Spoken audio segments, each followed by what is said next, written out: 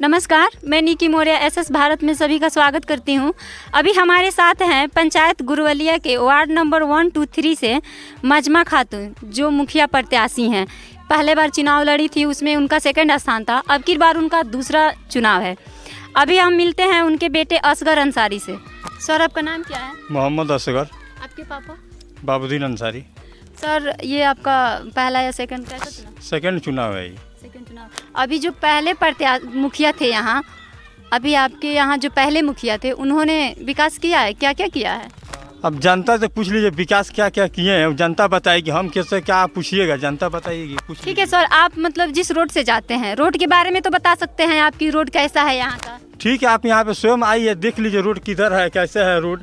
Sir स्वयं में स्थिति देख लीजिए। यहाँ पे 16 फीट का रास्ता है, क्या स्थिति है, जर्जर स्थिति है। मेन ब्रांच है, मेन गांव यही है, गुरवलिया पंचायत से ही पूरा पंचायत ही हुआ है। अब देख लीजिए रोड कैसा है, क्या बदतर स्थिति है, आप स्वयं देख लीजिए। जनता से भी पूछ लीजिए आप कैसे कैसे क्या पहले ही तक गिरवाए थे, सब भरवाए थे। इसके पहले सेकंड प्रत्याशी होने के बाद भी, मतलब इसके पहले बार आपने जनता की सेवा किया है? एकदम पूरा जनता का सेवा की। जनता से पूछ लीजिए आप, हम क्या क्या किए, जनता बताएगी। हम नहीं कह सकते अपने मुंह से। जनता से एक जनता से आप पूछिए हम क्या क्या किए हैं, नहीं किए हैं। सर, आपका नाम क्या है? मेरा नाम वैद्यनाथ यादव, गुरवलिया मौजे गुरवलिया शिवाला टोला 1 नंबर वार्ड से मैं हूँ।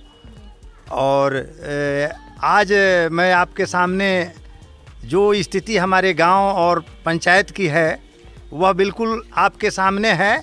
जहां तक रोड का सवाल है, देखा जाए इस रोड की क्या स्थिति है, जर्जर अवस्था में है। गांव का यह मुख्य रास्ता है जो हनुमान मंदिर से होकर और प्रकाश झा का जो घर है वहां तक यह रोड जाती है, और यह बिल्कुल बंद अवस्था में है। और जहाँ तक रोड की चौड़ाई का सवाल है, 16 फीट का रास्ता है, जो आज आप देखिए क्या स्थिति है, कितना फीट आपके सामने है। और मुखिया महोदय जो 5 साल हम लोगों ने उनको बनाया, आम जनता बनाया, वह क्या विकास किए हैं इस माने क्षेत्र का। और इस गुरवलिया शिवाला टोला में जो 3 वार्ड है, जो माने संख्या के हिसाब से सबसे अधिक विकास का हिस्सेदारी रखता है, उस हिस्सेदारी में उसका क्या हिस्सा मिला है वह आपको देखने से मिलेगा। जहाँ तक नल जल का सवाल है, 7 निश्चय के सरकार के 7 निश्चय के तहत नीतीश कुमार ढिढोरा पीटने से बाज नहीं आते हैं और चरम पर होकर ढिढोरा पीटते हैं कि हमारा 7 निश्चय सफल है। जबकि मेरा दावा है कि उनका 7 निश्चय बिल्कुल असफल है, फेलियर है और शून्य के स्थिति में है। नल जल का जहाँ तक, उसी 7 निश्चय में नल जल जो है, आम जनता के पेयजल से संबंधित वह चीज़ है, उसकी स्थिति और बद से बदतर है। नल जल का जो पाइप लगा है आज गांव में, वह प्लास्टिक का निम्न स्तर का पाइप है। वह बिल्कुल स्वास्थ्य के लिए हानिकारक है और बीमारी का सबब बनता है। जो स्वयं आपसे एक एक जनता बताएगी कि नल जल का जो लाभुक को मिलना चाहिए वह कितना % मिलता है और कितना चालू है और कितना चालू नहीं है। कहीं 1 टंकी है तो कहीं 2 टंकी है।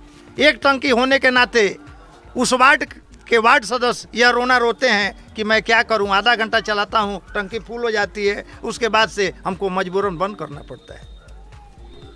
अभी कितना % आपके यहाँ नल जल की व्यवस्था हो गई है? नल जल की व्यवस्था का जहाँ तक सवाल है, देर सवेर हुआ है, लेकिन सही रूप में नहीं हुआ है। जो पाइप होना चाहिए, जो स्वास्थ्य के हिसाब से पाइप होना चाहिए, शहर में कुछ और है और देहात में कुछ और है। शहर में बिल्कुल लोहे का पाइप लगा है, जबकि गांव उपेक्षित है, गांव में प्लास्टिक का पाइप लगा है। यह कहीं से भी दोहरा मापदंड सरकार की व्यवस्था जो होनी चाहिए, प्रखंड और जिला मुख्यालय का व्यवस्था, जिला समाहर्ता महोदय हैं, उनकी व्यवस्था सही नहीं है। उस पर प्रश्न चिन्ह खड़ा होता है। पानी जाता है, कहीं नहीं जाता है, कहीं पानी गंदा आता है, जो बिल्कुल स्वास्थ्य के लिए हानिकारक है और उससे बीमारी बढ़ती है। आज जो रोड का अवस्था है, यहाँ मच्छर का अंबार लगा है, गंदगी का अंबार लगा है, इससे भी बीमारी का फैलाव होगा। मलेरिया, बुखार, काला ज्वर और सारा चीज़ उससे हानि पहुँच सकता है आम जनता को। जी सर। सर अब ये बताइए कि यहाँ पे जो पीएम आवास आया है, कितना % पीएम आवास लोगों को मिला है? 1 2 3 यहाँ बुझिए कि 10% से 15% तक ही लोगों को उस लाभ का माने अब तक मिला है, और उसमें भी घूसखोरी जमाखोरी चरम पर है।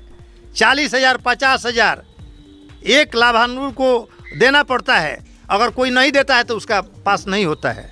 घूस लगता है पहले? हाँ, घूस लगता है। मुखिया जी के माध्यम से, मुखिया जी माध्यम बनते हैं।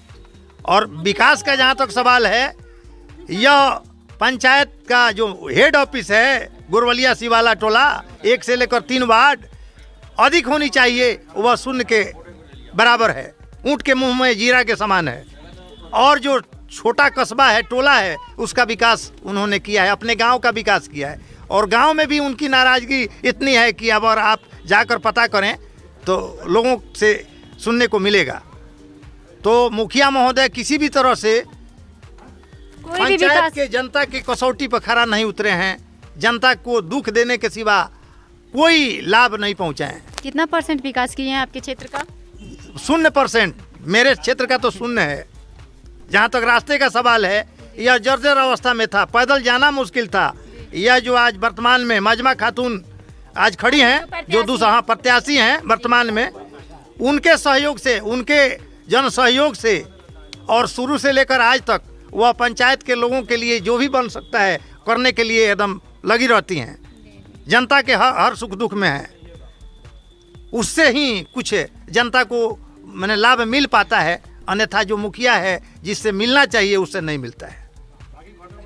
तो हम आपसे यही गुजारिश करेंगे, मीडिया लोकतंत्र में चौथा स्तंभ माना जाता है, और जनता के दुखों का निदान आप लोगों के माध्यम से प्रखंड स्तर पर और जिला स्तर पर, प्रदेश स्तर पर हो, ताकि इस गांव का विकास हो और इस गांव के दुख को दूर करवाइए, यही हम आपसे कामना करते हैं। थैंक यू सर आपका। अभी आपका नाम क्या है? किशलय कुमार यादव। आप बताइए कि यहाँ पे इंदिरा आवास, जल नल की व्यवस्था कैसी है? जो भी है सब घटिया है यहाँ पे। कोई किसी को जनता को पूछने नहीं आता है जीतने के बाद में। आज भी जो भी आज इलेक्शन है मुंह पे तो सब कोई आ रहा है, ये कीजिए वो कीजिए, हम आपके साथ हैं। आज 5 साल से आप कहाँ थे कि आज आपके घरे घरे घूम के आप बोल रहे हैं कि हम आपके लिए बहुत कुछ किए? कुछ नहीं हुआ। इसके पहले जो मुखिया जी जीते हुए हैं, उन्होंने जब जीतने के बाद यहाँ पे आए थे कि नहीं? कभी नहीं आए हुए हैं। ये पंचायत में आपको 5% जो भी है पंचायत का जो भी बढ़िया आदमी है वही सब पहचानता है। जो भी यहाँ पे गरीब है, हम लोग जैसा आदमी कोई नहीं पहचानता है कि यहाँ का मुखिया कौन है। अभी आपके यहाँ जो शौचालय का हुआ है, शौचालय में आप लोग कितना % यहाँ शौचालय बना हुआ है, आप बताइए सर। बहुत कम, 20 से 25% बना हुआ। इसमें आप लोग को घूस भी देना पड़ा है कि? हाँ, देना पड़ा है। 3,000 रुपया देना पड़ता है प्रत्येक लाभुक को। 3,000 4,000 करके देना पड़ता है। वो भी पहले आप उनको दे दीजिए, उसके बाद में 1 लाख एड़ी चोटी करने के बाद तब आपके खाते में पैसा आता है। वहाँ भी ब्लॉक में जाइए तो वहाँ जो डाटा ऑपरेटर है या समन्वयक है, कोऑर्डिनेटर, वह डिमांड करता है। ब्लॉक में कोई काम बिना चढ़ावा चढ़ाए हुए नहीं होने वाला है। नीतीश कुमार की सरकार जो आज चल रही है वह जमाखोरी, घूसखोरी, कागजी कार्रवाई के बल पर चलती है। सर जमीन पर कोई लाभ दिखाई नहीं देता है। आज जो भी है जनता भाग भरोसे एकदम चल रही है। उनको सुनने वाला कोई नहीं है, देखने वाला कोई नहीं है, विशेषकर इस गुरवलिया गांव के।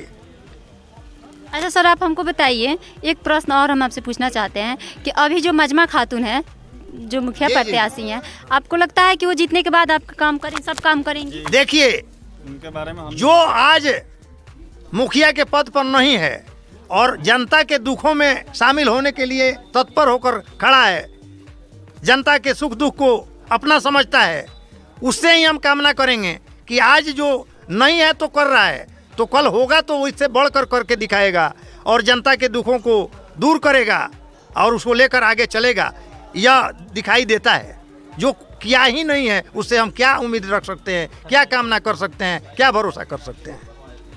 कहने के लिए आज सारे लोग जनप्रतिनिधि के रूप में, जो वर्तमान में है वो भी और जो नए खड़े हैं वो भी, आज दावा प्रतिदावा करके जनता का विश्वास जीतने के लिए लोगों के पास आते हैं कि हम ये करेंगे, वो करेंगे, आपके कसौटी पर खरा उतरेंगे। आप क्या खाक उतरेंगे? आपका शुरू में लोगों के प्रति उनके दुख दर्द में शामिल होने का कोई मौका ही नहीं मिला है। कोई पंचायती होता है, मुखिया के बुलाने के बाद भी कोई नहीं आता है। जनता भाग भरोसे खड़ी है, उनको देखने वाला कोई नहीं है। बिल्कुल बेसहारा है जनता, निसहाय है। तो उस हिसाब से सारे गांव की जनता एक मत होकर आज जो स्थिति में है वह सारे लोग बूझ रहे हैं कि गुरवलिया के 1 से 3 वार्ड के लोग क्या करने वाले हैं। उन लोगों को पता है, उनके चेहरा पर बारे बज रहा है इस चीज़ को देखते हुए। थैंक यू सर, आपका बहुत बहुत थैंक यू। मेरे चैनल बोलिए, क्या बोलना चाहते हैं? सच्चाई आपको हम दिखाई दे रहे हैं। देखिए ये जो रोड है जिस पे हम लोग अभी चल के आ रहे हैं, ये कुछ दिन पहले शिवरात्रि पर्व पड़ा था। उस समय औरतों को मंदिर जाना होता है, शिव मंदिर जो पोखरा पे है, वो औरत इस रास्ते से ना होके बैकवार्ड पूरा गांव घूम के उन लोग को जाना पड़ता था। औरतें बहुत इस बात से नाराज़ थी कि हम अपने गांव से मंदिर होके नहीं जा रहे हैं। इस मजमा खातून जो अभी कैंडिडेट खड़ी हुई है सेकेंड बार, इसके पहले जो मुखिया प्रत्याशी हम लोग जिनको जनप्रतिनिधि चुने वो हमारे बात को नहीं सुने। लेकिन मजमा खातून जब इधर से गुजरी, वो अपने गांव की हालात देखी तो उन्होंने बगैर लोगों से कहे पूछे और इस रास्ते में काफ़ी रुपया खर्च किए और राबिस भरवा के और उसको क्लियर करवाया। और गांव की सभी औरतें इसी रोड से शिव मंदिर जाती थी और शिवरात्रि की पर्व मनाई। वो सब औरतें बोल रही है कि इस बार मजमा खातून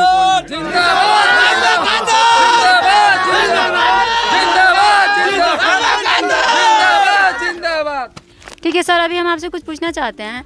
इसके बाद आप जीतिएगा जब, तो सबसे पहले आप क्या कीजिएगा अपनी जनता के लिए? सबसे पहले अपना जनता को मान सम्मान देंगे, उसके बाद पूरा विकास करेंगे। रोड नली गली सब बनवाएंगे, हम सब किसी को एक सामान लेकर चलेंगे। हम यही कहेंगे कि सब लोग एक बार हमको मौका दे और जिताएं, और उसके बाद पूरा लोगों को हम खड़ा उतरेंगे उन लोगों के काम पर। अच्छा, अब अपनी जनता के लिए लास्ट क्वेश्चन है मेरा, अब अपनी जनता के लिए क्या मैसेज देना चाहते हैं? सब लोग आग्रह करते हैं सब लोग एकजुट होकर हमको आशीर्वाद दे, आशीर्वाद से हम लेंगे और उसके बाद पूरा काम हम करेंगे। थैंक यू सर, आपका मेरे और मेरे चैनल के साथ भी ये शुभकामना है कि आप ही जीते और अपनी जनता का सेवा करें। धन्यवाद सर, मेरे और मेरे चैनल के साथ बने रहने के लिए धन्यवाद।